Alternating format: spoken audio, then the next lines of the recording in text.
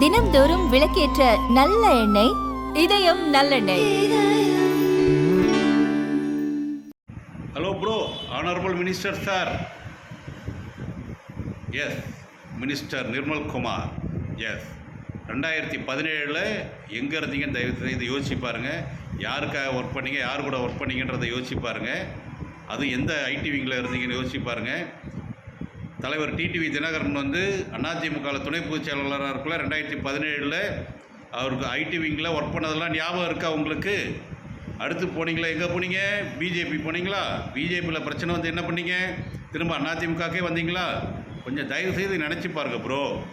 இந்த நிலை நீடிக்காது. யாருக்குமே எதுவுமே நிலை கிடையாது. அவ்வளோ பெரிய ஜாம்பவான் அரசியலில் ஏன் அவர் உங்களெலாம் வந்து இன்றைக்கி எதிர்க்கட்சியாக கேட்கக்கூடிய ஒரு தகுதி படைத்த தலைவன் கேட்குறது உங்களுக்குலாம் பயமாக இருக்கா? அதுக்காக அவர் இன்றைக்கி வந்து அரசியல் விட்டு விலகுன்னு சொல்கிறதுக்கு நீங்களாம் யார்?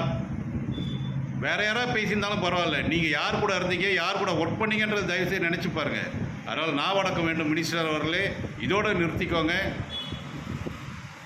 விளைவுகள் ஜாஸ்தியாக இருக்கும். அரசியல் பண்ணுங்கள், மக்களுக்கு நல்லது பண்ணுங்கள். கொஞ்சம் யோசிச்சு பாருங்கள். திருப்பரங்குன்றத்தில் உங்களுக்காக ஓட்டு போட்டாங்க மக்கள். இப்போ இருக்கிற முதல்வர் விஜய்ங்கிற ஒரு பேருக்காக போட்டாங்க. அந்த ஒரு மனநிலையை பக்குவப்படுத்தி வார்த்தையை விடுங்க. மினிஸ்டராக இருந்தால் கூட தயவு செய்து இதோடு நிறுத்திக்கோங்க. நல்லா இருக்காது.